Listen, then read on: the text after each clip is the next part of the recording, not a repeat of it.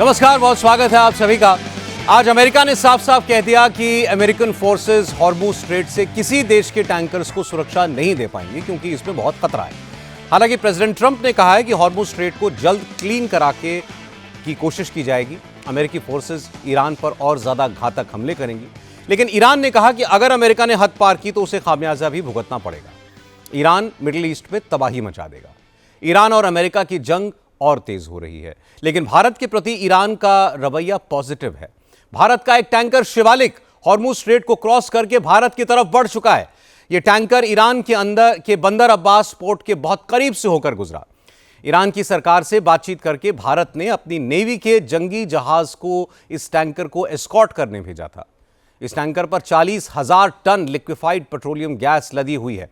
Hormuz strait cross होने के बाद यह टैंकर एक हफ्ते में भारत पहुंच जाएगा। एक और टैंकर भी जल्द ही हॉर्मुज स्ट्रेट क्रॉस कर लेगा। भारत के टैंकर के सेफ पैसेज के लिए सरकार लगातार ईरान की सरकार से कांटेक्ट में है। कल प्रधानमंत्री नरेंद्र मोदी की ईरान के राष्ट्रपति से बात हुई थी। विदेश मंत्री एस जयशंकर ने ईरान के foreign minister Syed Abbas Araghchi से 10 दिनों में चौथी बार बात की, जिसके बाद आज भारत में ईरान के राजदूत डॉक्टर मोहम्मद फतहली ने कहा कि 1-2 दिन में अच्छी खबर मिलेगी। और अब यह खबर आ रही है कि ये एलपीजी से लदा हुआ टैंकर शिवालिक ये स्ट्रेट ऑफ हॉर्मुज को क्रॉस कर चुका है और कुछ दिनों में ये भारत पहुंचेगा। ये अपने आप में बहुत बड़ी बात है। भारत में ईरान के एम्बेसडर डॉक्टर मोहम्मद फतहली ने भी कंफर्म कर दिया है कि प्रधानमंत्री मोदी और ईरान के राष्ट्रपति मसूद पेजेश्कियान के बीच अच्छी बातचीत हुई है और जल्द ही गुड न्यूज मिलेगी। They have a good conversation, and Mr. Modi and Mr. Pezeshkian believe that they should try their best. We have a good relation with the government of India, and our high-ranking officials talked yesterday with the Indian government and high-ranking officials. And I think that we should pray to Allah to remove all the obstacles from in different fields. And as your question, we tried our best to remove the problems, and I think that you can see in the near future good news in this case. तो ये बहुत बड़ी खबर है कि उस straight of Hormuz जिससे कि कोई तेल नहीं निकल पा रहा, जो कोई ऑयल टैंकर नहीं निकल पा रहा था, वहां से भारत के लिए एक एलपीजी लदा टैंकर अभी अभी वहां से निकला है। ईरान के राजदूत बता रहे थे कि भारत और ईरान के उच्च अधिकारियों के बीच अहम बातचीत हुई है। अभी कुछ मसलों पर मतभेद है, लेकिन वो उम्मीद करते हैं कि ये मतभेद भी जल्द सुलझा लिए जाएंगे और स्ट्रेट ऑफ हॉर्मुज से भारत के जहाज गुजर पाएंगे। इससे पहले कल प्रधानमंत्री नरेंद्र मोदी ने ईरान के राष्ट्रपति मसूद पेजेश्कियान से फोन पर बात की थी। उनके अलावा विदेश मंत्री डॉक्टर एस जयशंकर ने ईरान के विदेश मंत्री सैयद अब्बास अरागची से भी फोन पर बात की थी।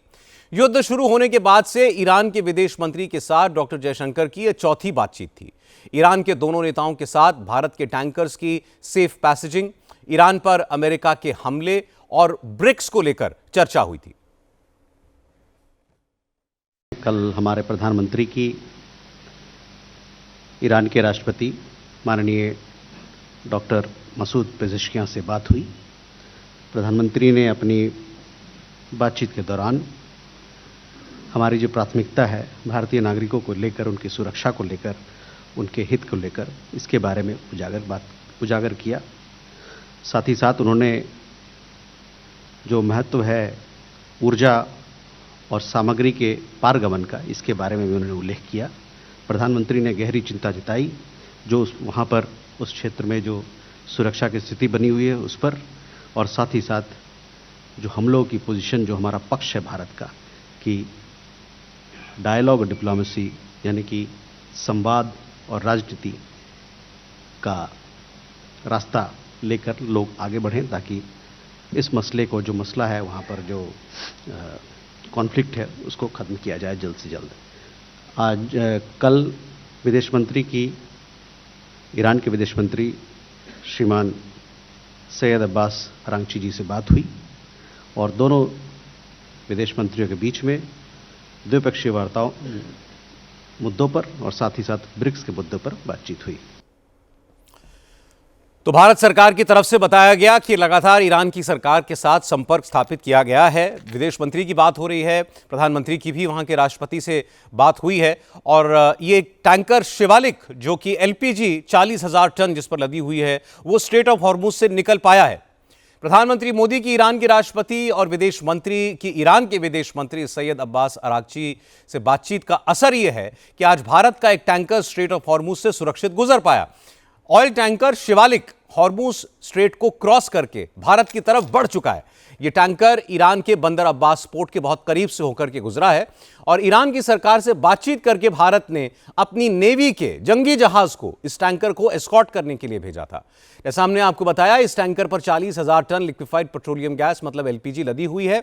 हॉर्मुज स्ट्रेट क्रॉस होने के बाद यह टैंकर भारत एक हफ्ते के अंदर पहुंचेगा और इसके अलावा भी एक और टैंकर जल्द हॉर्मुज स्ट्रेट को क्रॉस कर लेगा। भारत के टैंकर्स के सेफ पैसेज के लिए सरकार लगातार ईरान की सरकार के साथ संपर्क में है और इस छिड़ी हुई जंग के बीच जिसमें अमेरिका भी ये कह रहा है कि हम इस स्ट्रेट ऑफ हॉर्मुज से ऑयल टैंकर्स के सेफ पैसेज के लिए या उनको एस्कॉर्ट करने के लिए अपनी सेना का इस्तेमाल नहीं कर सकते क्योंकि वहां अभी युद्ध के हालात चल रहे हैं और ये बिल्कुल अनसेफ है, वहां से भारत का एक टैंकर निकल पा रहा है। ये अपने आप में बताता है कि भारत और ईरान की सरकार के बीच कोई समझौता हो रहा है और यह भी मुमकिन है कि कुछ देर में एक बहुत अच्छी खबर और मिल जाए, यानी कि अभी तो बातचीत करके जैसे एक टैंकर को निकाला गया, एक दूसरे टैंकर के निकलने की बात है। आपने देखा इससे पहले मुंबई के पोर्ट पर भी एक टैंकर पहुंचा था क्रूड ऑयल लेकर के।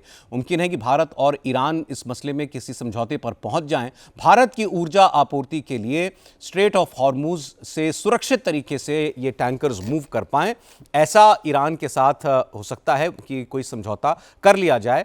युद्ध अभी भी चल रहा है और स्ट्रेट ऑफ हॉर्मुज से कोई जहाज नहीं निकल पा रहे हैं। आपने ये भी खबर देखी थी कि ऐसे वहां पर एक अमेरिका के ऑयल टैंकर के ऊपर भी वहां के ईरान की सुरक्षा बलों ने हमला करके उसको तबाह कर दिया था, लेकिन भारत का एक टैंकर वहां से सकुशल निकला है। यह अभी अभी की खबर है। इस टैंकर का नाम शिवालिक है। इसमें 40,000 टन एलपीजी लदा हुआ है। हमारे देश में कच्चे तेल का अभी तक कहीं कोई संकट नहीं है। कच्चे तेल की आपूर्ति भले ही बाधित है, लेकिन कच्चे तेल का देश के अंदर अभी पर्याप्त भंडार है। जो समस्या है वो एलपीजी को लेकर के है और एलपीजी से ही इस टैंकर में मौजूद है जो ये लेकर के अब स्ट्रेट ऑफ हॉर्मुज को क्रॉस कर चुका है। इंडिया टीवी के पॉलिटिकल एडिटर देवेंद्र पराशर हमारे साथ इस वक्त जुड़ गए हैं। देवेंद्र, क्या इंफॉर्मेशन है, ये टैंकर वहां से कामयाबी से निकलने में कैसे मुमकिन हो पाया इसका निकलना, और क्या आगे कुछ अगले आने वाले वक्त के लिए ईरान के साथ ऐसे कोई समझौते पर भी बात हो रही है? और सौरभ, पहली चीज़ कि मंगलवार को जब भारत के विदेश मंत्री ने अपने ईरानी समकक्ष अगराची से बात की, जो वहाँ के विदेश मंत्री हैं, उनसे जब बातचीत की थी तो उस बातचीत में एक प्रमुख मुद्दा ये था कि भारत के जो शिप हैं और जो एलपीजी लेकर वहाँ पे आ रहे हैं उसको सिक्योरिटी प्रोवाइड की जाए। दूसरी चीज़ कि उसके बाद अच्छा स्वाभाविक तौर पे ईरान इस पर सहमत हुआ। उसके बाद जब भारत के प्रधानमंत्री ने ईरान के राष्ट्रपति से बातचीत की, वहाँ भी ये प्रमुखता से मुद्दा आया और उसके बाद ईरान पूरी तरह से इस बात को लेकर सहमत हो ही गया था कि भारत के लिए जो शिप हैं वो आना चाहिए। और आज तकरीबन 6:30 बजे के आसपास ईरान के जो राजदूत हैं भारत में, उन्होंने इस बात को कंफर्म भी किया। मतलब ये कंफर्मेशन सीधे सीधे ऑन रिकॉर्ड ईरानी सरकार की तरफ से वहाँ यहाँ जो उनके एम्बेसडर हैं उन्होंने इस रूप में कंफर्म किया कि भारत हमारा प्रमुख साझेदार दोस्त है इस रीजन में और हम ये अलाउ कर रहे हैं। उस समय उन्होंने ये कहा था कि 2 से 3 घंटे में आपको ये पता भी चल जाएगा। और स्वाभाविक तौर पर एक शिप के बारे में जो कि शिवालिक है, तकरीबन 40,000 मीट्रिक टन एलपीजी लेके वो स्ट्रेट ऑफ हॉर्मुज को वो क्रॉस कर चुका है। इंडिया नेवी उसे गार्ड कर रही है और एक दूसरा जहाज़ आज देर रात वो भी निकलने वाला है। उसमें भी तकरीबन 40,000 मीट्रिक टन एलपीजी है, यानी कि 80,000 मीट्रिक टन तो आज रात वहाँ से स्ट्रेट ऑफ हॉर्मुज को क्रॉस करके भारत के लिए वो रवाना हो रहा है।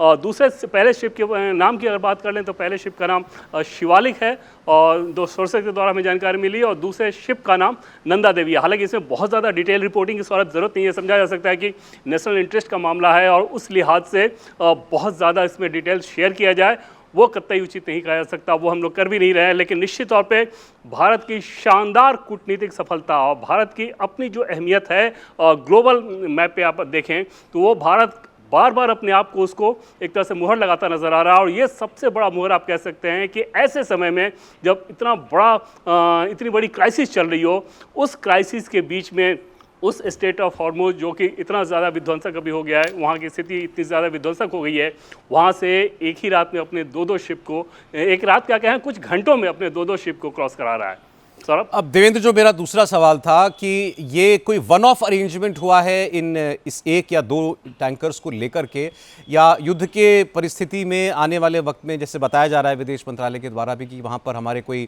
2 दर्जन के करीब टैंकर्स हैं उस पूरे एरिया के अंदर जो पानी में ठहरे हुए हैं, उनको निकालने के लिए कोई लॉन्ग टर्म अरेंजमेंट है ये?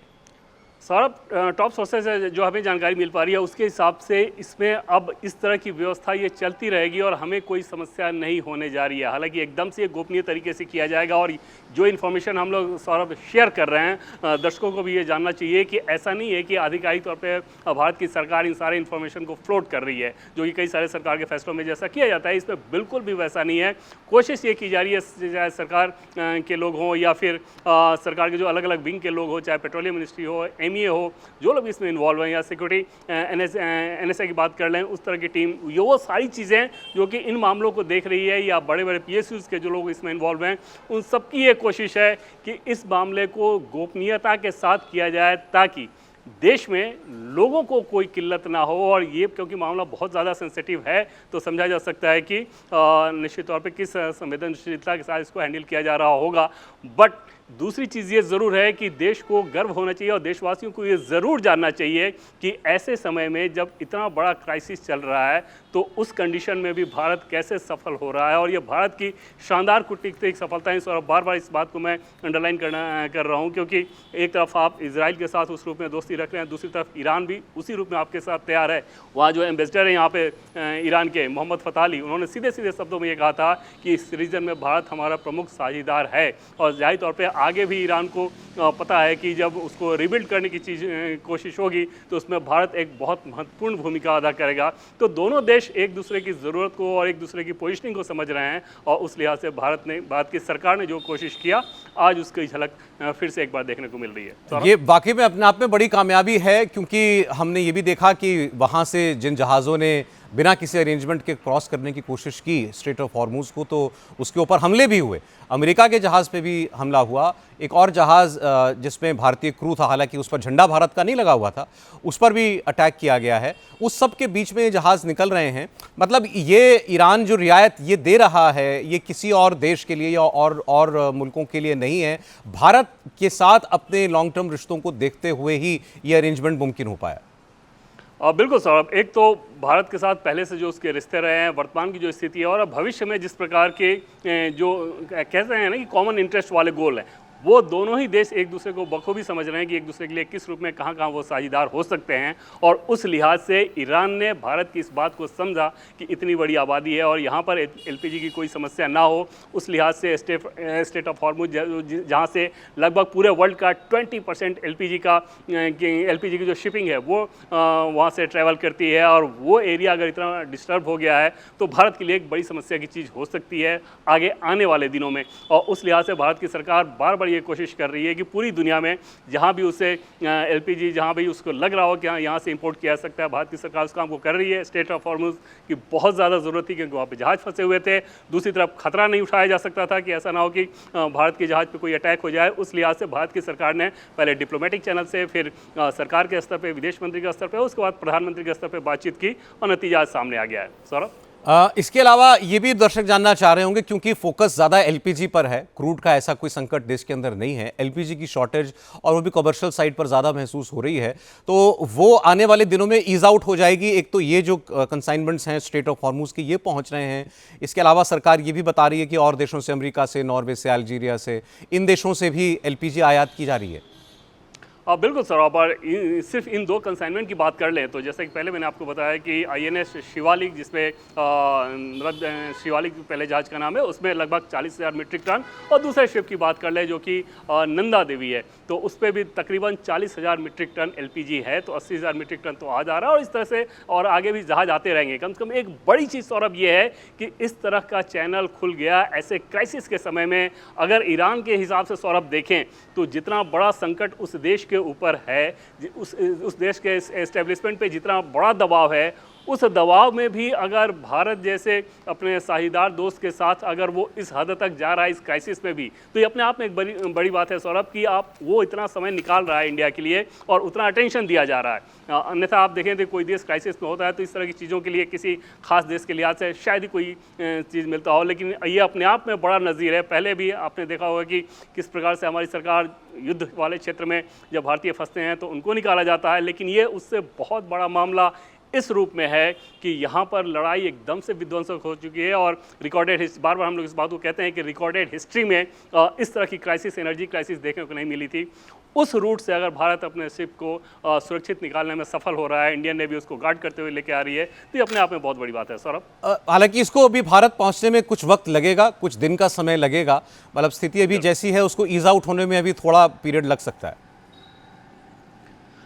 हाँ, निश्चित तौर पर सौरभ, और खासतौर पर सरकार की चिंता ये है कि डोमेस्टिक में तो कोई परेशानी होने नहीं जा रही है, जो प्रायोरिटी सेक्टर है उसमें कोई ऐसी परेशानी होने नहीं जा रही है, लेकिन कॉमर्शियल सेक्टर भी उसी रूप में प्राथमिकता वाला इस लिहाज से है कि अगर वहाँ पे ये समस्या वहाँ लंबी चली तो फिर वो दिक्कत इस रूप में आएगी कि उसका सीधे सीधे एम्प्लॉयमेंट पे असर पड़ना शुरू होगा और कई सारे सेक्टर पे उसका असर पड़ना शुरू हो गया। आज भी हमने देखा कि भारत सरकार के जो पर्यटन मंत्री हैं गजेंद्र शेखावत, उन्होंने पेट्रोलियम मंत्री हरदीप पुरी से बात की और उसमें इन सारी चिंताओं को उन्होंने रखा और जो मसले थे होटल इंडस्ट्री के हिसाब से अगर आप बात कर लें कि उनको किस प्रकार से कमर्शियल गैस की सप्लाई की जाए, तो उन सारी चीज़ों को रखा और भारत की सरकार लगातार उस काम को कर रही है और ये भरोसा दिया जा रहा है कि डोमेस्टिक में तो कोई समस्या नहीं है, पेट्रोल डीजल में कोई समस्या नहीं है, कमर्शियल गैस को लेके बहुत जल्द स्थिति सुचारू हो जाएगी। एक चीज़ ज़रूर है कि ये प्रेस सबको ही करेगा कि जल्द से जल्द युद्ध खत्म हो। युद्ध अगर लंबा खींचा तो परेशानियां तो निश्चित तौर पे सबको उठानी पड़ेगी, पूरी दुनिया को उठानी पड़ेगी, भारत के लिए भी एक चैलेंज रहेगा, लेकिन फिलहाल वेल इन कमांड पोजीशन नज़र आ रहा है भारत की सरकार का और उसकी एक शानदार तस्वीर आज देखने को मिल रही है जब दो शिप हमारे उस जोन से आ रहे हैं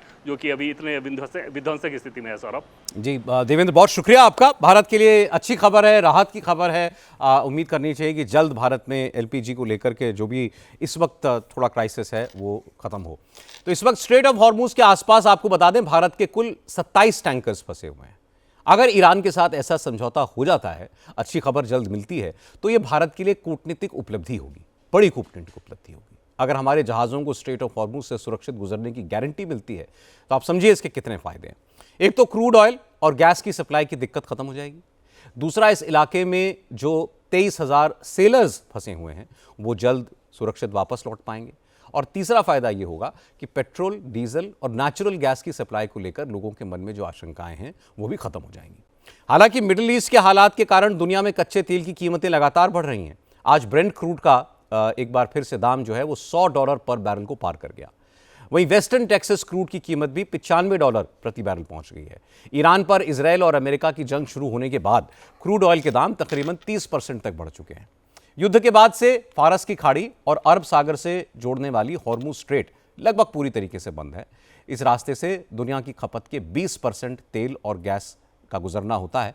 हॉर्मुज स्ट्रेट में ईरान अब तक 16 ऑयल टैंकर्स पर हमला कर चुका है। ईरान ने गल्फ कंट्रीज के तेल और गैस फैसिलिटीज पर भी जबरदस्त हमले किए हैं, जिससे अरब देशों ने तेल का प्रोडक्शन 30% कम कर दिया है। इसलिए तेल और गैस के दाम लगातार बढ़ रहे हैं। खाड़ी में तेल का सबसे बड़ा प्रोड्यूसर सऊदी अरब अब हॉर्मुज स्ट्रेट के बजाय लाल सागर के रास्ते तेल सप्लाई करने की कोशिश कर रहा है। लेकिन एक मुश्किल और है, तेल के टैंकर्स का भाड़ा करीब 5 गुना बढ़ गया है। युद्ध से पहले एक एवरेज तेल टैंकर का भाड़ा लगभग $1 लाख होता था, जो युद्ध के बाद बढ़कर $4.5 लाख पर डे पहुंच गया है। हालात से निपटने के लिए G7 देशों ने अपने स्ट्रेटेजिक पेट्रोलियम रिजर्व से 40 करोड़ बैरल तेल रिलीज करना शुरू कर दिया है। तेल की कीमतें काबू में रखने के लिए अमेरिका को रूस पर लगे सैंक्शंस हटाने पड़े हैं। अमेरिका के प्रेसिडेंट डोनाल्ड ट्रंप ने ऑयल टैंकर्स के ऑपरेटर से अपील की है कि वो रिस्क लें और हॉर्मुज स्ट्रेट क्रॉस करें। अमेरिका के ट्रेजरी सेक्रेटरी स्कॉट बेसेंट ने दावा किया है कि ईरान ने हॉर्मुज स्ट्रेट में बारूदी सुरंगें नहीं बिछाई हैं, इसलिए ऑयल टैंकर्स वहां से गुजर सकते हैं। हालांकि उन्हें फिलहाल अमेरिकन नेवी के जहाज एस्कॉर्ट नहीं कर पाएंगे क्योंकि इसमें बहुत जोखिम है। अमेरिका के ट्रेजरी सेक्रेटरी स्कॉट बेसेंट कह रहे थे कि अमेरिकन नेवी हॉर्मुज स्ट्रेट पर तभी ऑयल टैंकर्स को एस्कॉर्ट करेगी जब उन्हें सेफ महसूस होगा। हालांकि बेसेंट ने यह दावा किया कि ईरान ने हॉर्मुज स्ट्रेट में अभी बारूदी सुरंगें नहीं बिछाई हैं। लेकिन ईरान ने कहा है कि स्ट्रेट ऑफ हॉर्मुज बाकी दुनिया से ज़्यादा खुद उसके लिए इंपॉर्टेंट है। ईरान की विदेश मंत्रालय के प्रवक्ता ने कहा कि हॉर्मुज स्ट्रेट को ईरान की सुरक्षा के लिए बंद किया गया है और ये तब तक नहीं खोलेगी जब तक अमेरिका ईरान की शर्तें मान नहीं लेता। تنگه هرمز امنیتش شاید برای کمتر کشوری به اندازه ما مهم باشه. اساساً امنیت ما به امنیت منطقه گره خورده. اما ناامنی که تحمیل شده بر منطقه خواه इस्माइल बघई ईरान के विदेश मंत्रालय के प्रवक्ता हैं और वो कह रहे थे कि स्ट्रेट ऑफ हॉर्मुज की सबसे बड़ी कोस्ट लाइन तो ईरान की है। ईरान ने हमेशा उसकी हिफाजत की है क्योंकि ये स्ट्रेट ईरान की इकोनॉमी और सिक्योरिटी के लिए बहुत महत्वपूर्ण है। अमेरिका और इजराइल ने ईरान पर अटैक करके इसकी सिक्योरिटी को खतरे में डाल दिया है, इसलिए हॉर्मुज से कोई शिप गुजरने नहीं दी जा रही है। जो देश ईरान से कोऑर्डिनेट करेंगे उनके शिप्स को हॉर्मुज से गुजरने दिया जाएगा। पहले प्रेसिडेंट ट्रंप कह रहे थे कि हॉर्मुज स्ट्रेट में अमेरिकी वॉरशिप्स ऑयल टैंकर्स को सुरक्षा देंगी और ईरान कुछ नहीं बिगाड़ पाएगा क्योंकि ईरान की नेवी पूरी तरह बर्बाद हो चुकी है। लेकिन ईरान ने जिस तरह हमले किए उसके बाद अब अमेरिका के ट्रेजरी सेक्रेटरी को कहना पड़ा कि स्ट्रेट ऑफ हॉर्मुज में अमेरिकी नेवी किसी ऑयल टैंकर को सुरक्षा नहीं देगी क्योंकि ये रिस्की हो सकता है। इसलिए यह तो साफ है कि अमेरिका ने जंग तो शुरू कर दी, लेकिन अब इसे खत्म करने का प्रेशर भी उसी के ऊपर है। लेकिन भारत के लिए अच्छी बात यह है कि स्ट्रेट ऑफ हॉर्मुज से आज हमारा पहला ऑयल टैंकर सुरक्षित गुजरा है। अगर ये सिलसिला जारी रहता है तो क्रूड ऑयल की सप्लाई में जो रुकावट आई थी वो भी खत्म हो जाएगी। हालांकि आज सरकार की तरफ से बताया गया कि पेट्रोल और डीजल के मामले में भारत आत्मनिर्भर है, इसे इंपोर्ट करने की फिलहाल ज़रूरत नहीं है। हमारी देश की सभी रिफाइनरीज फुल कैपेसिटी पर काम कर रही हैं। भारत की तमाम रिफाइनरीज के पास अगले कई हफ्तों के लिए क्रूड ऑयल मौजूद है। आज पेट्रोलियम मिनिस्ट्री की जॉइंट सेक्रेटरी सुजाता शर्मा ने बताया कि भारत के पास 258 million ton crude oil refine करने की कैपेसिटी है और इस कैपेसिटी का पूरा इस्तेमाल किया जा रहा है। देश के करीब 1 लाख पेट्रोल पंप्स पर ऑयल की सप्लाई बिल्कुल रेगुलर तरीके से हो रही है। एक भी पंप से तेल की कमी की कोई शिकायत नहीं आई है। इसलिए जितना ज़रूरी है उतना ही पेट्रोल या डीजल खरीदें और ज़रूरत से ज़्यादा उसे स्टोर करने की कोई ज़रूरत नहीं है। जहाँ तक क्रूड की सवाल है, हमारे पास 258 million metric ton refining capacity है और we are self sufficient in the production of petrol and diesel और इसलिए भारत में पेट्रोल और डीजल का आयात करने की आवश्यकता नहीं है। हमारी सारी रिफाइनरीज 100% कैपेसिटी या उससे अधिक पर चल रही हैं। रिफाइनरीज के पास एडिक्वेट इन्वेंट्री है क्रूड की और इसके अलावा सप्लाईज आर ऑल्सो मेंटेन्ड। हमारे पास 1 लाख रिटेल आउटलेट पर no fuel dry situation has been reported. सभी पेट्रोल पंप्स पर पेट्रोल और डीजल पर्याप्त मात्रा में उपलब्ध है। आप सभी के माध्यम से मैं एक इंस्टेंस जो कल तमिलनाडु में हमारी दृष्टि में आया, आप सबके साथ साझा करना चाहूँगी। वहाँ पर एक रिटेल आउटलेट पर लूज कंटेनर में पेट्रोल लिया जा रहा था। आप सभी के माध्यम से मेरी ये गुजारिश है नागरिकों से कि इस तरह के कार्य करने से बचें। ये सेफ़ नहीं है और ये एडवाइजेबल भी नहीं है। उस रिटेल आउटलेट, उस पेट्रोल पंप पर एक्शन लिया गया है और उसको सस्पेंड कर दिया गया है। सुजाता शर्मा तमिलनाडु की जिस घटना का जिक्र कर रही थी वो विल्लुपुरम जिले की है। यहाँ खाली ड्रम्स से भरा एक टेम्पो पेट्रोल पंप पर पहुंचता है, फिर सारे ड्रम्स में पेट्रोल भरा कर गया। इसके अलावा कुछ लोग बड़े बड़े ड्रम्स लेकर पेट्रोल पंप पर और पहुंचे, उन्हें भी ड्रमों में पेट्रोल दे दिया गया। पेट्रोल पंप पर इस तरह से तेल देना ये गैर कानूनी है, इसलिए इस तरह की तस्वीरें सामने आने के बाद सरकार ने पेट्रोल पंप का लाइसेंस सस्पेंड कर दिया है। हालांकि पेट्रोल पंप्स पर किसी तरह की कोई भीड़ भाड़ नजर नहीं आ रही है, लेकिन रसोई गैस को लेकर जरूर मारामारी है। इस पर सरकार ने माना कि एलपीजी को लेकर कंसर्न है क्योंकि भारत अपनी जरूरत का लगभग 50% एलपीजी स्ट्रेट ऑफ हॉर्मुज के रास्ते से ही लेता है और वो रास्ता बंद है। इसलिए अब अमेरिका से एलपीजी मंगाई गई है, कई और देशों के साथ भी टाई अप किया गया है। घरेलू कस्टमर्स को एलपीजी की दिक्कत न हो, इसके लिए कमर्शियल सिलेंडर्स की सप्लाई में 80% की कटौती की गई है। कमर्शियल एलपीजी यूजर्स को केरोसिन ऑयल, कोयला, लकड़ी और दूसरे ऑल्टरनेटिव फ्यूल्स के तरफ उन्हें मोड़ने का प्रयास किया गया है, सलाह दी गई है। हालांकि सरकार ने बार बार कहा है कि रसोई गैस की सप्लाई में कोई कमी नहीं की गई। सभी गैस एजेंसियों को सिलेंडर्स की सप्लाई बिल्कुल रेगुलर तरीके से हो रही है, लेकिन फिर भी लोगों को सिलेंडर क्यों नहीं मिल रहा? ज़्यादातर जगहों से गैस एजेंसीज के बाहर ये लंबी लंबी लाइनें क्यों दिख रही हैं? इस सवाल पर पेट्रोलियम मंत्रालय ने कहा कि ये सब पैनिक बुकिंग की वजह से हो रहा है। 2 हफ्ते पहले तक देश में रोज 50 से 55 लाख गैस सिलेंडर्स की बुकिंग और उसकी सप्लाई भी होती थी, लेकिन अब हर दिन 75 से 76 लाख सिलेंडर्स बुक किए जा रहे हैं। यही बताता है कि ये पैनिक बाइंग है, ये ठीक नहीं है। पेट्रोलियम मिनिस्ट्री की जॉइंट सेक्रेटरी ने कहा कि देश के 25,000 गैस डिस्ट्रीब्यूटर्स के पास पर्याप्त मात्रा में सिलेंडर्स हैं, इसलिए बुकिंग के बाद लोगों को लाइन लगाने की बजाय घर जाकर अपनी बारी का इंतजार करना चाहिए। उन्होंने बताया कि गैस सिलेंडर की ब्लैक मार्केटिंग रोकने, जमाखोरी पकड़ने के लिए सभी राज्यों को निर्देश दिए गए हैं। कई राज्यों में जमाखोर पकड़े भी गए हैं, इसलिए ऐसे में जनता को निश्चिंत रहना चाहिए कि उनका नंबर आने पर उनको गैस मिल जाएगी। और अगर किसी को शिकायत होती है तो वो हेल्पलाइन नंबर्स पर फ़ोन करे। शिकायत रजिस्टर करने के लिए Indian oil, Hindustan petroleum, Bharat petroleum ने अपने कॉल सेंटर्स भी बढ़ा दिए हैं। एलपीजी के संबंध में मैं कहना चाहूँगी कि ये एक इशू ऑफ कंसर्न है हमारे लिए, खासकर जब हमारा मुख्यतः जितना भी आयात हो रहा है उसमें एक major portion strait of Hormuz से आता है और वहाँ पर क्लोजर की वजह से थोड़ी सी मैटर ऑफ कंसर्न है। लेकिन इसके बावजूद भी किसी भी 25,000 डिस्ट्रीब्यूटर्स में कहीं कोई ड्राई आउट रिपोर्ट नहीं हुआ है। जो एवरेज बुकिंग है वो लगभग 50-55 लाख बुकिंग पर डे है। लेकिन अगर आप देखें कि पिछले कुछ दिनों में booking has increased to 75-76 lakh also. Cylinder हम पहले भी डिस्ट्रीब्यूट करते थे अपने डिस्ट्रीब्यूशन नेटवर्क के द्वारा और वो हम आज भी कर रहे हैं। मेरी आपके द्वारा सभी देशवासियों से अपील है कि घबराएं नहीं, पैनिक बुकिंग से बचें।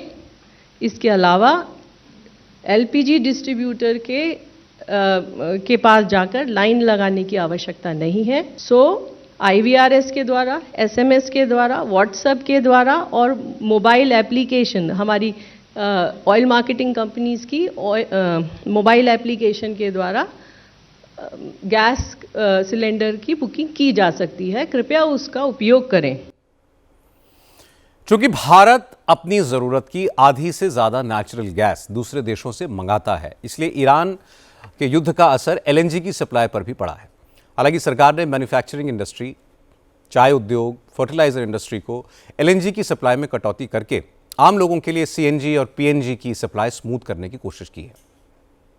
पेट्रोलियम मंत्रालय ने बताया कि देश में आम कस्टमर्स के लिए CNG और PNG की कोई कमी नहीं है। घरों तक पाइप्ड नेचुरल गैस की सप्लाई बिल्कुल पहले की तरह है, रेगुलर है। पंप्स पर गाड़ियों के लिए CNG भी अवेलेबल है।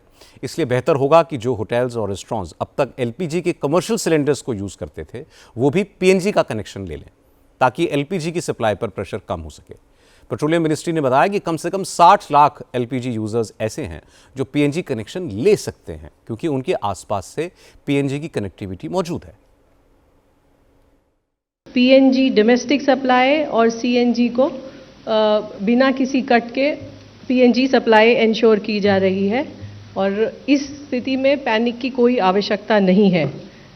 आज की तारीख में हमारे पास 1.5 करोड़ PNG उपभोक्ता हैं, घरेलू उपभोक्ता हैं और उन सभी को ये सप्लाई इंश्योर की जा रही है। लगभग 60 लाख ऐसे हाउस होल्ड्स हैं जिनके बहुत करीब में PNG कनेक्टिविटी है और वो बहुत आसानी से PNG कनेक्शन ले सकते हैं।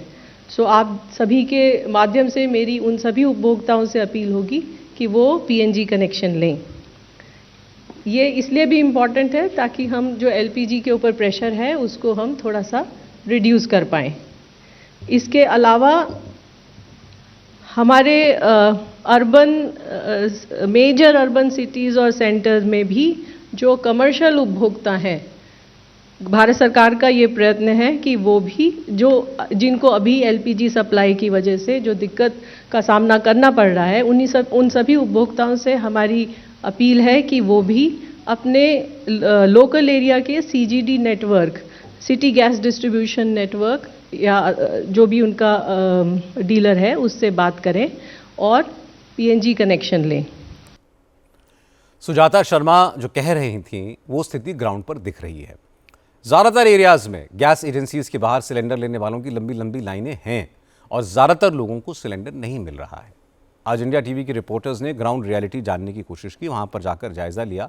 बहुत तरीके की प्रॉब्लम्स दिखाई दी। कई इलाकों में रेस्टोरेंट्स और ढाबे वाले घरेलू रसोई गैस का इस्तेमाल करते हुए मिले। इन ढाबे वालों ने कहा कि कमर्शियल सिलेंडर पर रोक लग गई है, अब घर चलाने के लिए दुकान खोलना जरूरी है, इसलिए मजबूरी में रसोई गैस का सिलेंडर, डोमेस्टिक सिलेंडर यूज करना पड़ रहा है। सरकार ने कमर्शियल गैस की जो सप्लाई है वो कुछ दिनों से बंद कर दी है, लेकिन अगर आप इस तरीके से ढाबों में आएंगे तो आपको नजर आएगा कि यहाँ पे जो सिलेंडर इस्तेमाल किया जा रहा है ये वो सिलेंडर है जो घरेलू एलपीजी सिलेंडर है, ये कमर्शियल सिलेंडर नहीं है। भैया, इस दुकान का मालिक कौन है? आपकी दुकान? आगे हमारा नहीं, आगे मालिक है। आपका है? हमारा नहीं है, हम काम कर रहे हैं। कौन है आप? ये सिलेंडर तो घरेलू इसके लिए है। कोई बात नहीं, मालिक आगे साई होटल में बैठा हुआ है। साई होटल में आपके मालिक बैठे हुए हैं। कब से आप इस पे खाना बना रहे हैं? अभी लगाया हो सुबह। अभी लगाया है? सुबह लगाया हो सुबह। लगाया है। ये देखिए दूसरा ढाबा है, यहाँ पे जो सिलेंडर इस्तेमाल किया जा रहा है वो कमर्शियल सिलेंडर नहीं है। दूसरा सिलेंडर, दो आप देखिए यहाँ पे 3 सिलेंडर आपको वो कमर्शियल है जो खाली पड़े हैं, लेकिन जो यहाँ पे इस्तेमाल हो रहा है, यहाँ पे आइए, मैं अपने कैमरा पर्सन दिनेश चंद से कहूंगी कि वो अंदर आके दिखाइए कि यहाँ पे एक और घरेलू इस्तेमाल में लाने वाला एलपीजी सिलेंडर ढाबों में इस्तेमाल किया जा रहा है। अब जब इनको कमर्शियल सप्लाई नहीं मिल रही है, भैया कहाँ से आया ये सिलेंडर?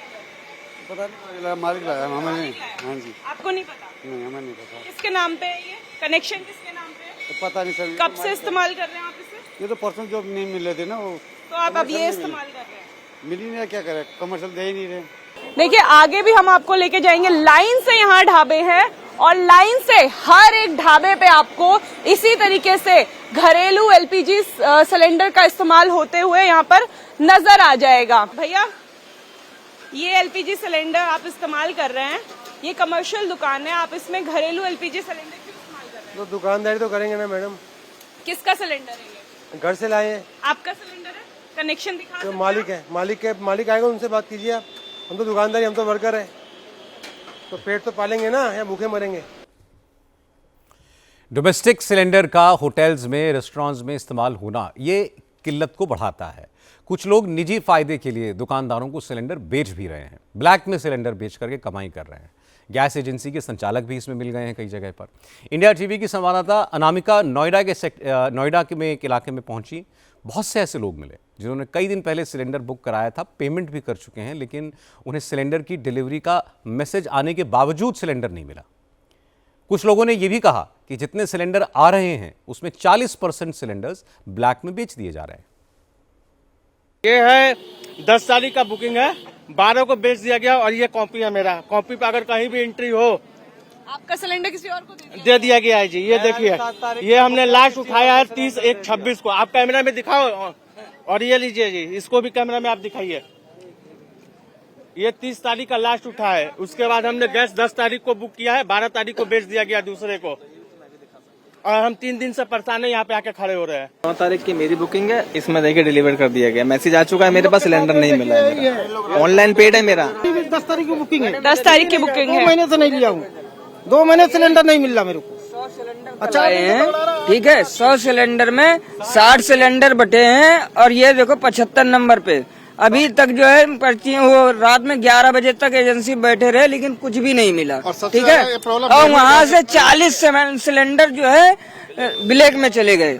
3 दिन हो गया, देखिए पर्ची बना करके दे दिए, लेकिन गैस नहीं अभी तक हासिल हुआ है। देखिए पर्ची बना कर मिल गया, लेकिन गैस नहीं मिल रहा है। 3 दिन से परेशान। जनवरी के महीने में सिलेंडर लिया था, मार्च हो रहा है, फिर भी 3 दिन से लगातार दौड़ रहे हैं लाइन पे लग के, मगर सिलेंडर मिलने की कोई चांस नहीं है। ब्लैक वाला डायरेक्ट आएगा घर से, 2 बजे दिन में आएगा, लेके चल देगा। हम 3 बजे रात से आए हैं, लेकिन हमको नहीं मिलेगा। यही हो रहा है 3 दिन से हम लोग के साथ में, तभी ऐसी लाइन में खड़े हैं हम। 3 दिन से खड़े? हाँ, 3 दिन से 3 बजे रात को आते हैं, खड़ा रहते हैं, ब्लैक वाला बीच में आके लेके चल देगा। यूपी के हापुड़ में, कन्नौज में भी सिचुएशन ऐसी ही है। हापुड़ की महेंद्र भारत गैस एजेंसी ने ग्राहकों के नाम पर खुद सिलेंडर की बुकिंग कर दी और उन सिलेंडर्स को फिर ब्लैक में बेच दिया। जब ग्राहकों के पास सिलेंडर डिलीवरी का मैसेज पहुंचा तो हंगामा हो गया। प्रशासन ने स्टॉक की जांच की तो सिलेंडर कम मिले। मौके पर 1057 डोमेस्टिक और 112 कमर्शियल सिलेंडर्स का कोई रिकॉर्ड नहीं मिला। इसके बाद एजेंसी को सील कर दिया गया, एफआईआर दर्ज की गई है। इसके अलावा असौड़ा में रेहान नाम के एक शख्स के घर से 32 सिलेंडर जब्त किए गए। प्रशासन इन सब लोगों पर एक्शन ले रहा है। कन्नौज से भी सिलेंडर्स की ब्लैक मार्केटिंग की खबर आई। गुरसहायगंज में एसडीएम ने एक घर से 12 सिलेंडर पकड़े। इस मकान से प्रशासन को गैस कनेक्शन की 100 से ज्यादा पासबुक मिली। इन्हीं पासबुक के जरिए एडवांस बुकिंग की जा रही थी। लोगों को डिलीवर किए बिना ये सिलेंडर्स ब्लैक में बेचे जा रहे थे। 113 किताबें इनके पास मिली हैं। हम लोगों ने पूरी गणना की है तो 113 किताबें हैं इनके पास और 12 सिलेंडर मिले हैं, जिनमें से एक भरा हुआ मिला है। ये 2 घरों में रखते थे, एक घर में भरा था, बाकी खाली थे। एक घर में 11 सिलेंडर खाली और एक भरा हुआ पाया गया है। एक सिलेंडर जो था वो गाड़ी में बाइक में बंधा हुआ इनके घर के बाहर मिली है, बाइक भी खड़ी है, तो हम लोग उसको भी अभी सीज करवा रहे हैं। अभी प्रथम दृष्टया ये लग रहा है कि ये गैस एजेंसी पे जो कार्मिक हैं वो लोग भी संलिप्त हैं, क्योंकि इतनी बड़ी मात्रा में पासबुक इनके पास है, तो एक बाहरी व्यक्ति को जिसका सिलेंडर है उसके अतिरिक्त अन्य व्यक्ति को गैस क्यों दी जा रही है। एलपीजी सिलेंडर की जमाखोरी और ब्लैक मार्केटिंग की खबरें मध्य प्रदेश से भी आईं। इंदौर के न्यू लोहा मंडी इलाके में प्रशासन ने रेड की। एक गोदाम से 105 एलपीजी सिलेंडर्स पकड़े गए। इन गैस सिलेंडर्स को ब्लैक में बेचने की पूरी तैयारी हो चुकी थी। भोपाल से भी एक चौंकाने वाला मामला मिला। भोपाल में कमर्शियल सिलेंडर पर रोक के बाद भी इनकी बिक्री की जा रही थी। फूड डिपार्टमेंट की टीम ने आज कई दुकानों पर छापा मारा तो उन्हें कमर्शियल सिलेंडर्स मिले, लेकिन किसी दुकानदार के पास इनकी कोई रसीद नहीं थी। यहाँ पर आप देखें जो खाद्य विभाग है उन्होंने एक कार्रवाई की है और ये सिलेंडर भी जब्त किए। ये कमर्शियल सिलेंडर है। तो ये कब लिए थे सर? ये 2 महीने पहले। 2 महीने? कल ये तो अभी के लिए हुआ ना? ये खाली हैं, 2-3 महीने से रखे हुए हैं। और जो भरा हुआ है वो सर अभी एक ही भरा हुआ है, वो अभी मिल नहीं रहा है सिलेंडर कमर्शियल। तो ये जो एक भरा हुआ है वो भी कब लिया है? वो सर 2-3 दिन पहले लिया था। ये तो बंद, जब से तो बंद है अभी सर। वो ब्लैक कहीं इमरजेंसी में किसी दोस्त से लिया है, वो रखा हुआ था किसी रेस्टोरेंट पे। सर किस तरीके की कार्रवाई है? ये कमर्शियल तो 4 दिनों से बंद है, मतलब सोमवार से अगर बिल्कुल है, यहाँ पे कैसे आया? उसी की जांच की जा रही है कि इनके पास कोई बिल भी नहीं है और व्यावसायिक जो कमर्शियल सिलेंडर भी बंद कर दिए गए सरकार के द्वारा, और खास करके स्कूल और हॉस्पिटल्स के अलावा बाकी जितने भी इंस्टीट्यूट्स हैं सब में ये सिलेंडर बैन है, तो उसी पे कार्रवाई की जा रही है। इनके पास बिल भी नहीं है ना, कोई कागज भी नहीं है। यदि आप कमर्शियल स्पेस पे कोई भी सिलेंडर यूज कर रहे हैं तो आपका बिल होना चाहिए, आपने कहाँ से लिया, कितने में लिया, इसका कोई प्रॉब्लम इनके पास उपलब्ध नहीं है अभी। पेट्रोल, डीजल और डोमेस्टिक गैस, इसकी हमारे देश में कोई कमी नहीं है। सप्लाई साइड से बिल्कुल दुरुस्त है, लेकिन ईरान और अमेरिका की जंग जारी है। मिडिल ईस्ट में जो हालात हैं उन्हें देखते हुए एहतियात बरतना ज़रूरी है। इसलिए सरकार ने एलपीजी के कमर्शियल सिलेंडर्स की सप्लाई में कमी की है। जिन लोगों के घरों के आसपास से पाइप्ड गैस की सुविधा गुजर रही है उन्हें पीएनजी का कनेक्शन लेने के लिए कहा गया है। छोटे दुकानदारों को, ढाबा चलाने वालों को नुकसान न हो इसलिए कोयले की भट्टी, केरोसिन ऑयल, स्टोव ये जलाने की परमिशन दे दी गई है। सरकार बुकिंग के 2.5 दिन के अंदर रसोई गैस के सिलेंडर सप्लाई करने का भरोसा भी दे रही है। इसलिए ज़रूरी है कि हम पैनिक ना हो, लेकिन मुश्किल ये है कि सोशल मीडिया पर रील्स बनाकर, पोस्ट डालकर कई लोग अफवाह फैला रहे हैं। जो लोग सिलेंडर्स की कालाबाजारी कर रहे हैं, जमाखोरी कर रहे हैं, उनके कारण ज़्यादा दिक्कत है। इसलिए सरकार को ऐसे लोगों के खिलाफ सख्त कार्रवाई करनी चाहिए। कार्रवाई हो भी रही है। ईरान और अमेरिका की जंग का अपडेट आपको दे दें। इसके अलावा आपको बता दें पाकिस्तान और अफगानिस्तान की जंग भी शुरू हो गई है। कल पाकिस्तान ने काबुल और कांधार में एयर अटैक किए। आज अफगानिस्तान ने इसका जवाब दिया। आपसे थोड़ी देर पहले अफगान तालिबान ने पाकिस्तान पर जबरदस्त हमला किया है। अफगानिस्तान सिक्योरिटी फोर्सेस ने इस्लामाबाद पर ड्रोन से भयंकर हमले किए हैं। शीशे सारे टूट गए। अफगान तालिबान ने इस्लामाबाद एयरपोर्ट को निशाना बनाने की कोशिश की। ड्रोन अटैक के कारण इस्लामाबाद एयरपोर्ट पर विमानों की आवाजाही को रोकना पड़ा है। तालिबान ने इस्लामाबाद के फैजाबाद एरिया में एक बड़े मिलिट्री स्टेशन हमजा को निशाना बनाया। इस हमले में पाकिस्तान को काफ़ी नुकसान पहुंचा है। अफगान तालिबान का दावा है कि उसके इस हमले में पाकिस्तानी फौज के कई सैनिक मारे गए हैं। अफगान तालिबान के हमलों के बाद पाकिस्तानी एयरफोर्स के फाइटर जेट्स को स्क्रैम्बल करना पड़ा ताकि और हमलों को रोका जा सके। आज ही तालिबान ने पेशावर में भी ड्रोन स्ट्राइक की थी। पाकिस्तानी फौज के Kohat central command, Kohat brigade camp को निशाना बनाया था।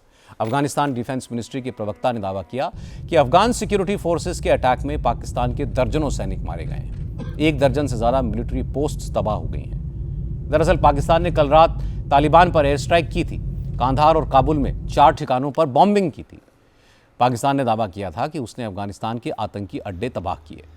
तालिबान ने उसी हमले के जवाब में आज ये हमला किया है। तालिबान ने कहा है कि पाकिस्तान की फौज ने रिहायशी इलाकों को टारगेट किया, इसमें 4 आम नागरिकों की मौत हो गई और अफगानिस्तान अब इसका बदला जरूर लेगा। पाकिस्तान में इस वक्त हालात बहुत खराब हैं। शहबाज शरीफ की सरकार पेट्रोल डीजल की किल्लत से जूझ रही है। पेट्रोल डीजल की कमी के कारण स्कूल और कॉलेज बंद हैं। ऑफिसेस को वर्क फ्रॉम होम कर दिया गया है। पेट्रोल की कीमतें 55 रुपये प्रति लीटर बढ़ा दी गई हैं और इसकी वजह से महंगाई बढ़ रही है। ईद आने वाली है, इसलिए महंगाई की मार झेल रहे लोग अब सड़कों पर आ गए हैं। दूसरी तरफ बलोच आर्मी भी लगातार हमला कर रही है और अब अफगानिस्तान के ड्रोन्स भी इस्लामाबाद तक पहुंच गए हैं। ये पाकिस्तान के लिए बहुत खतरे की घंटी है। अब कुछ आपको सियासी खबरें बता दें। लोकसभा स्पीकर ओम बिरला के बाद अब मुख्य चुनाव आयुक्त ज्ञानेश कुमार विपक्ष के निशाने पर हैं। आज पार्लियामेंट में chief election commissioner Gyanesh Kumar के खिलाफ महाभियोग प्रस्ताव लाया गया। ज्ञानेश कुमार के खिलाफ इंपीचमेंट मोशन तृणमूल कांग्रेस की तरफ से दिया गया है।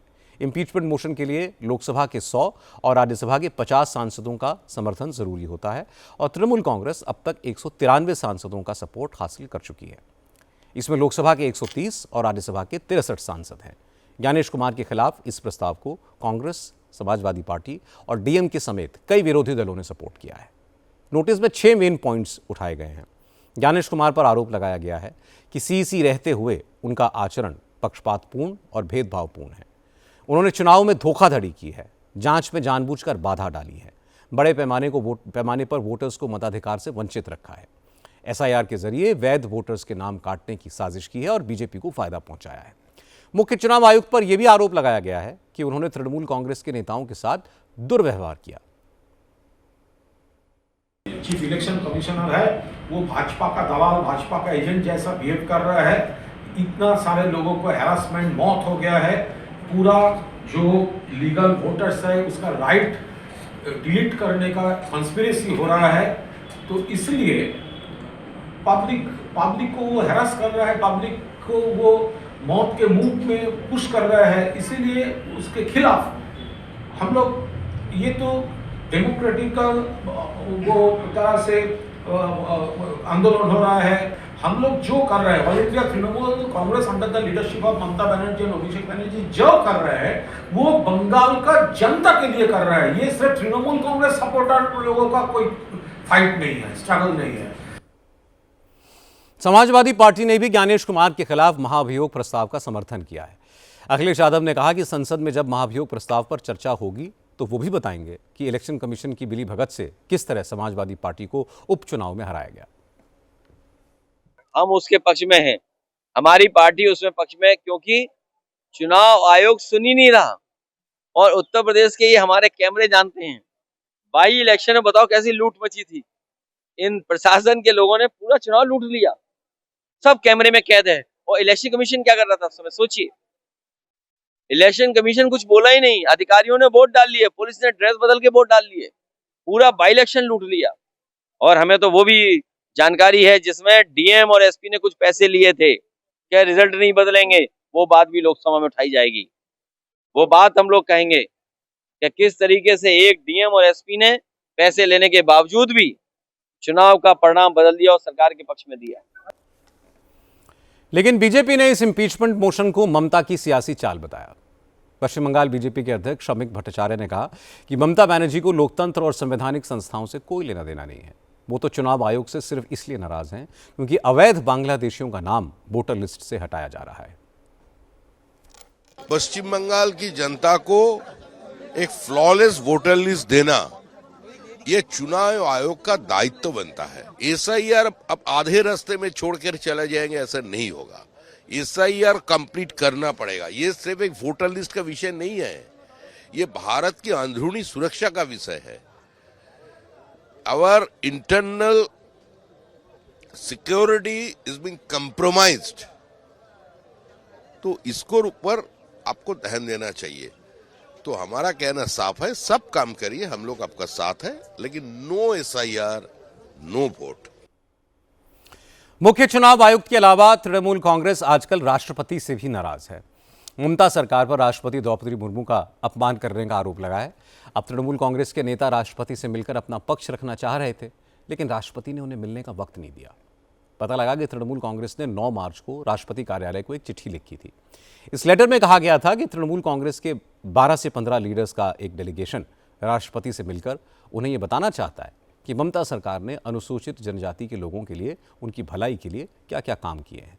लेकिन राष्ट्रपति कार्यालय की तरफ से वक्त की कमी का हवाला देकर तृणमूल कांग्रेस के नेताओं से मिलने की मांग को ठुकरा दिया गया। ये राष्ट्रपति का इच्छा है, हम लोग तो उनको क्लैरिफाई करने चाहते हैं कि पश्चिम बंगाल में ट्राइबल्स के लिए क्या क्या किया राज्य सरकार। तो टाइम नहीं दे रहे हैं, हम फिर मांगे हैं टाइम, देखा जाए। राष्ट्रपति ने तृणमूल कांग्रेस के नेताओं को मिलने का वक्त नहीं दिया तो मुख्यमंत्री ममता बनर्जी ने सोशल मीडिया पर लिखा कि उनकी सरकार SC, ST और OBC वर्ग के विकास के लिए 5 कल्चरल और डेवलपमेंट बोर्ड बनाने जा रही है। इन 5 बोर्ड्स में से 2 ST, 2 OBC और 1 SC वर्ग के लिए है। ममता बनर्जी ने कहा कि SC, ST, OBC वर्ग बंगाली समाज के सोशल फैब्रिक के लिए बहुत ज़रूरी है और उनकी सरकार लगातार इनकी भलाई के लिए काम कर रही है। ममता ने कहा कि वो इन कामों की डिटेल्स राष्ट्रपति को देना चाहती हैं, लेकिन प्रेसिडेंट ने तृणमूल कांग्रेस के नेताओं को वक्त ही नहीं दिया। राष्ट्रपति को सियासत का मुद्दा बनाने पर बीजेपी ने नाराजगी जताई। बीजेपी के नेताओं ने कहा कि जो तृणमूल कांग्रेस राष्ट्रपति को बीजेपी का एजेंट कहती है, उसके मुंह से आदिवासियों की भलाई की बातें ठीक नहीं लगती। टीएमसी का जो बात होता है कि राष्ट्रपति महोदय को भेजा गया बीजेपी के प्रधानमंत्री के द्वारा बात करते हुए उनका ही एजेंडा जो है वो वहां फैलाने को गए, ये एक पॉलिटिकल, मतलब मेरे ख्याल से पॉलिटिकल आई वॉशिंग चल रहा है। इसको बंद कराना चाहिए और इस तरह से एक राष्ट्रपति महोदय को जो टिप्पणी है, ये टिप्पणी बंद कराना चाहिए। राष्ट्रपति का पद देश का सर्वोच्च संवैधानिक पद है, इसे दलगत राजनीति से ऊपर रखना चाहिए। ममता बनर्जी ने पहले बंगाल पहुंची राष्ट्रपति द्रौपदी मुर्मू का अपमान किया, अब वो फिर वही काम कर रही हैं और ये लोकतंत्र के लिए किसी सूरत में ठीक नहीं है। आज प्रधानमंत्री नरेंद्र मोदी ने असम के लिए 4,500 करोड़ की योजनाओं की आधारशिला रखी, 3 नई ट्रेनें शुरू की। प्रधानमंत्री का कार्यक्रम असम के कोकराझार में होना था, लेकिन खराब मौसम की वजह से मोदी कोकराझार नहीं जा पाए, इसलिए उन्होंने गुवाहाटी से ही वीडियो कॉन्फ्रेंसिंग के जरिए रैली को एड्रेस किया। प्राइम मिनिस्टर मोदी ने डबल इंजन सरकार की खासियतें गिनाते हुए कहा कि असम में जब तक कांग्रेस की सरकार थी तब तक वो लोगों से झूठे वादे करते थे, बीजेपी की सरकार ने जो कहा वो करके दिखाया। मोदी ने कहा कि असम में घुसपैठी एक बड़ी समस्या है और प्रॉब्लम कांग्रेस की देन है। नरेंद्र मोदी ने कहा कि कांग्रेस की सरकार ने असम में रोटी बेटी माटी के संबंधों को बिगाड़ दिया था, राज्य की डेमोग्राफी चेंज कर दी थी, लेकिन हेमंता सरकार अब घुसपैठ को खत्म करने में जुटी है। कांग्रेस का एक और बड़ा पाप है जो देश और असम की सुरक्षा के लिए बहुत बड़ा खतरा बन गया है, जिसने रोटी बेटी और माटी तीनों की सुरक्षा को खतरे में डाला है। कांग्रेस का हाथ हमेशा से घुसपैठियों के साथ रहा है और आज भी है। कांग्रेस ने दशकों तक यहां के मूल निवासियों को जमीन के कानूनी दस्तावेज तक नहीं दिए। कांग्रेस ने आदिवासियों की बहुत सारी जमीनों को घुसपैठियों के हवाले कर दिया। धुबरी और गोलपाड़ा जैसे जिलों में तो स्थिति बहुत भयानक थी। इससे बोडोलैंड में आबादी का संतुलन बिगड़ रहा था, समाज में संकट आने लगा था। मुझे संतोष है कि हेमंता जी के नेतृत्व में घुसपैठियों के कब्जे से जमीन को छुड़ाने का एक बहुत बड़ा अभियान असम में चल रहा है। ये बात तो सही है कि घुसपैठ के कारण असम की डेमोग्राफी बदली है और हिमंता विश्व शर्मा पिछले 3 साल से घुसपैठियों के खिलाफ अभियान चला रहे हैं, सरकारी जमीनों से कब्जे खत्म कर रहे हैं। वो इस मुद्दे पर खुलकर बोलते हैं। आज जिस तरह मोदी ने घुसपैठ का जिक्र किया, उससे साफ है कि असम के असेंबली इलेक्शन में घुसपैठ कांग्रेस के खिलाफ बीजेपी का एक बड़ा सियासी मुद्दा होगा। 16 मार्च को होने वाले राज्यसभा चुनाव के लिए रिजॉर्ट पॉलिटिक्स शुरू हो गई है। हरियाणा और ओडिशा में कांग्रेस ने अपने विधायकों को दूसरे राज्यों में पहुंचा दिया है। हरियाणा में कांग्रेस के पास 37 विधायक हैं। इनमें से 32 विधायक हिमाचल प्रदेश पहुंच चुके हैं, जबकि भूपेंद्र सिंह हुड्डा और विनेश फोगाट समेत 5 विधायक हरियाणा में ही हैं। हरियाणा में राज्यसभा की 2 सीटों के लिए चुनाव हो रहा है। कांग्रेस और बीजेपी के पास अपना एक नेता जिताने के लिए पर्याप्त विधायक हैं। बीजेपी ने संजय भाटिया, कांग्रेस ने करमबीर बौद्ध को अपना कैंडिडेट बनाया है, लेकिन निर्दलीय उम्मीदवार सतीश नांदल के चुनाव में उतरने से मुकाबला इंटरेस्टिंग हो गया है। 90 सदस्यीय हरियाणा विधानसभा में राज्यसभा सीट जीतने के लिए 31 वोटों की जरूरत है। बीजेपी के पास 3 निर्दलीय समेत 48 विधायकों का समर्थन है, जबकि कांग्रेस के पास 37 विधायक हैं। अब हुड्डा कह रहे हैं कि कांग्रेस उम्मीदवार आसानी से जीतेगा। आज विधायक दल की बैठक थी और हमारे 37 विधायक हैं। 37 के 37 हाजिर थे और सबने कहा एकजुट होकर हम 37 के 37 कांग्रेस के उम्मीदवार को वोट देंगे। अब के 37 की वजह कुछ न कुछ बढ़ के आएंगी वोट हमारे। कहाँ बेचे? मैंने कहीं नहीं भेजे, कोई अपनी मर्जी से गया जो मर्जी जाए। मेरे को मालूम नहीं है, मैंने किसी को कोई भेजा। 16 तारीख को 2 बजे सेशन है और उससे पहले चुनाव है। उस दौरान में वो 16 तारीख को सब वोट डालेंगे और सेशन अटेंड करेंगे। राज्यसभा इलेक्शन में हरियाणा में अक्सर बड़ा खेल हो जाता है। कांग्रेस दूध की जली हुई है, छाछ भी फूक फूक कर पीना चाहती है, इसलिए अपने विधायकों को उसने हरियाणा से हिमाचल के रिजॉर्ट्स में पहुंचा दिया है। आज की बात में इतना ही, और विदा लेने से पहले आपको बता दूं, इस बार आपकी अदालत में रजत जी के मेहमान हैं बीजेपी के तेज तर्रार नेता निशिकांत दुबे। निशिकांत दुबे के निशाने पर हमेशा राहुल गांधी क्यों रहते हैं? क्या बीजेपी ने उन्हें राहुल गांधी के पीछे लगा रखा है? क्या निशिकांत दुबे कॉरपोरेट दलाल हैं? महुआ मोइत्रा के साथ उनकी क्या दुश्मनी है? ऐसे सारे सवालों पर निशिकांत दुबे के बेबाक जवाब आप सुन पाएंगे आपकी अदालत में कल रात 10 बजे। Please welcome Nishikant Dubey. तृणमूल कांग्रेस की बहुत सम्मानित नेता हैं महुआ मोइत्रा, जिन्हें आपने कहा था वैशाली की नगर वधू।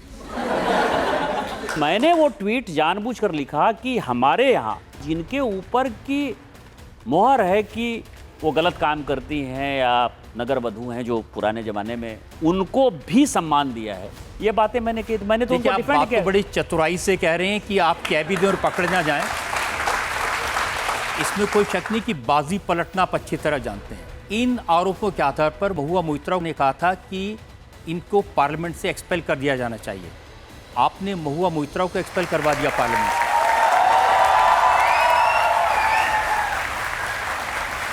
आपकी अदालत शनिवार रात 10 बजे।